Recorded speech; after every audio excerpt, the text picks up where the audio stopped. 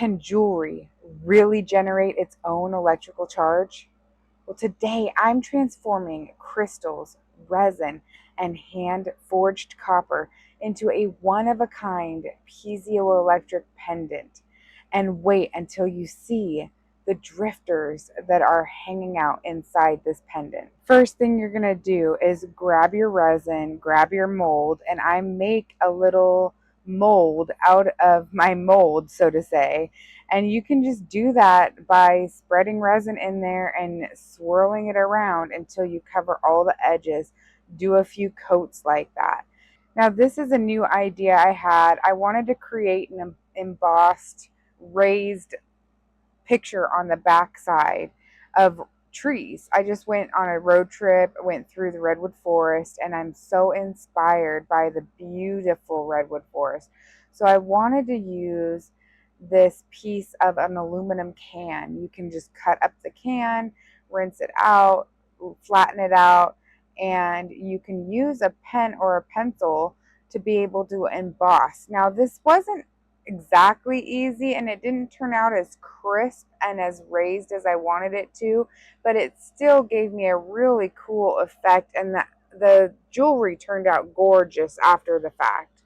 But I'm just drawing in here with this pencil, and it's a duller pencil, and creating these little trees that I then cover with resin and cure.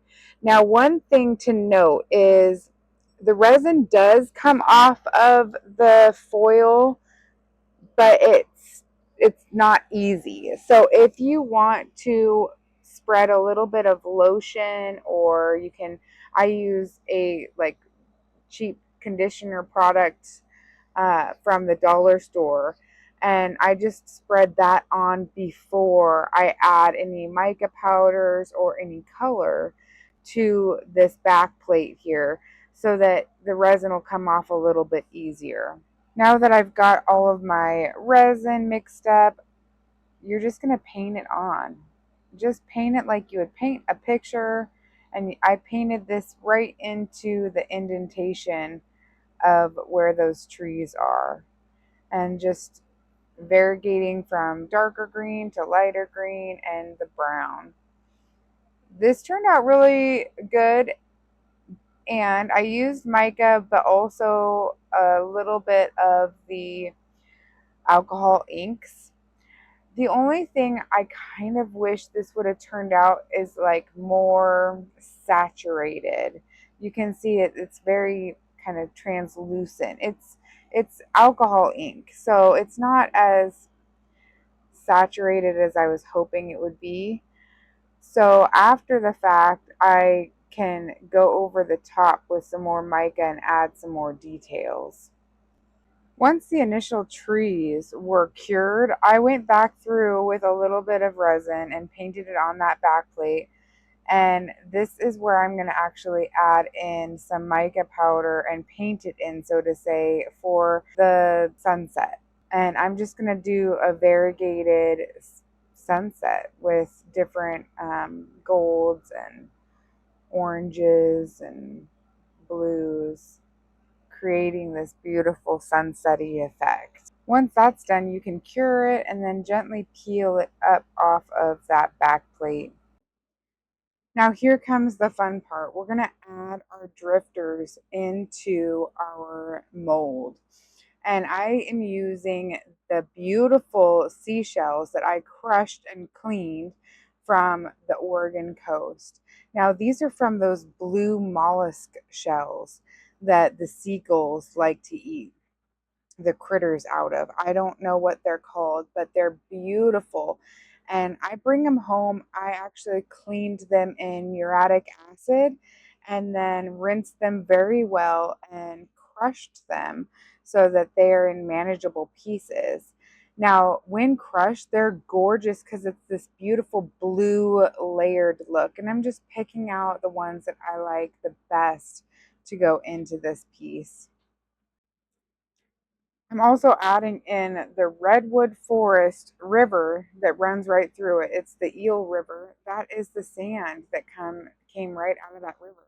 And this is some amazing copper fragments that I got from my dad's workplace. He's a machinist and he was working on this job creating a copper heart. And he got all these amazing, cool copper shavings. And I'm adding those into this piece as well. They look so good in a finished product. And then adding in the Divine Flow collection.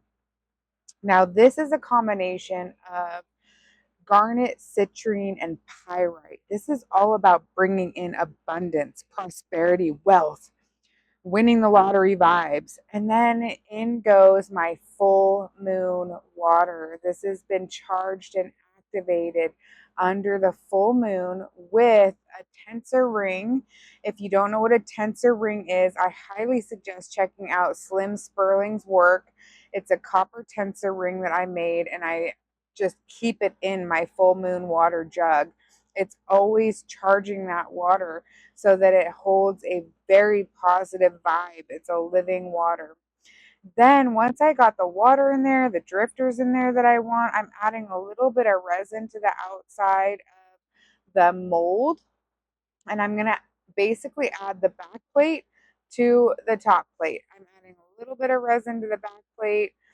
And it doesn't matter if it gets all over the place. It's transparent enough to let that light shine through and cure the resin. And I'm just pushing down and going to cure it. Once that's all cured up, you've got this beautiful sealed cabochon. And sometimes it leaks out the edges, but that's okay. I just go back through around the edges. I'll add more resin and then I can trim off that extra black back plate. And once it's trimmed and you're full of full moon water, I start the sanding process. And this is the process that takes the longest, but it's the most critical that you could possibly do because it needs to be sanded down to meld the different layers of resin together, so to say, so you don't have a huge mark where your layered resins are. And I'm just using nail files. I got a whole bunch of different grits starting from 180 to 240 grit nail files off of the Amazoner, and it works brilliantly. Now, this is where the magic is. This is my proprietary blend that I call the Piezo Super Sauce. This is a combination of over 7 different crystals and minerals, 3 of which are piezoelectric. And the other ones are all to help keep you grounded, balanced, in alignment with yourself and with others. But the biggest thing is it is containing different crystals and minerals that help block the EMFs coming off of the phone and off of Wi-Fi. So the biggest part about this is the protection, but the energy qualities are the piezoelectric crystals. Now, certain crystals actually generate an electrical charge once pressure or vibration is applied. And because I'm adding it in to resin that actually shrinks down slightly when it's cured, it is constantly creating an electrical charge. And because we're electrical beings, our bioelectric field is interacting with that beautiful electrical charge coming off of those crystals. And now that we've got all of those beautiful piezoelectric crystals on the backside cured under resin, it's time for filing yet again. I'm going to file the edges, make sure everything is looking good. And I'm going to use the sandpaper from the drywall section of 100 grit and 250 grit to rough up the entire surface along the whole piece, making sure that I get everything sanded down perfectly. This is a step you cannot miss, because if you do, you'll have to redo it, and it's much easier to do it the first time than it is to continue to redo it over and over again. Now I'm going to work on the bale, and I just found a really cool piece of scrap copper in my little scrap pile, and I'm going to file it down. It's again, easier to get it the filed off all the patina and texturize it before you make it into a bale. I'm just checking things out, making sure I like it the way I want it and envisioning it. This is all winging it. I'm not This is never planned. It's just what inspiration hits me at the time.